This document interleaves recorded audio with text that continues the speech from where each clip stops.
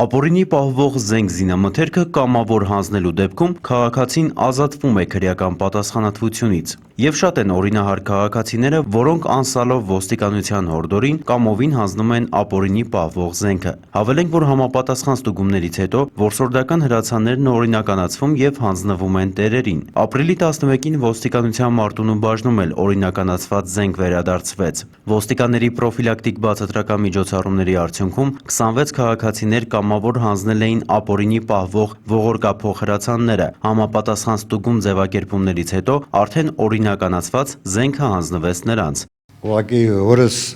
զենքներ արհունարական տուներ գտնվում, բերեցի, անցնեցի մեր ոստիկանության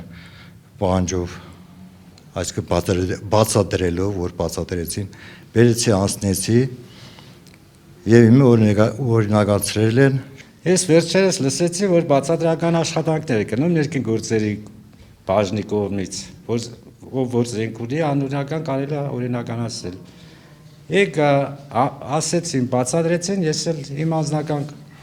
կամքով բերեցի զենքը հանձնեցի, իմ օրինական դոկումենտով, իմ նկարով։ Շնորհակալություն այս լավ բարի գործի համար։ Ոստիկանությունը վերստին կոչ է անում կամովին հանձնել ապօրինի պահվող զենք զինամթերքը, պատասխանատվությունից ազատվելու եւ զենքն օրինականացնելու ճանապարհը դա է։ Ըստ ոստիկանության օպերատիվ հաղորդագրությունների ամփոփագրերի, ապրիլի 12-ից 13-ը հանրապետությունում արձանագրված մարմնական վնասվածք հասցնելու 9 դեպքերը բացահայտվել են։ Բացահայտվել է գողության 4, խարդախության 7, յուրացման 2, գույքի դիտավորության ոչնչացման եւ համակարգչային հանցագործության մեկական դեպք։ Նախկինում կատարված հանցագործություններից բացահայտվել է գողության 2 դեպք։ Անցած մեկ օրվա ընթացքում հանրապետությունում արձանագրվել է ճանապարհատրանսպորտային 2 պատահար, ինչի հետևանքով 2 մարդ ստացել է տարբեր աստիճանի մարմնական վնասվածքներ։ Ոստիկանության Մուշի բաժնի կողմից որպես անհետ կորած որոնվում է 1974 թվականին ծնված Գոր Մանուկյանը, որը ապրիլի 10-ին տնից դուրս է եկել եւ չի վերադարձել։ Ովքեր որևէ տեղեկություն ունեն Գոր Մանուկյանի գտնվելու վայրի վերաբերյալ, խնդրում ենք դիմել ոստիկանության Մուշի կամ մոտակա բաժին։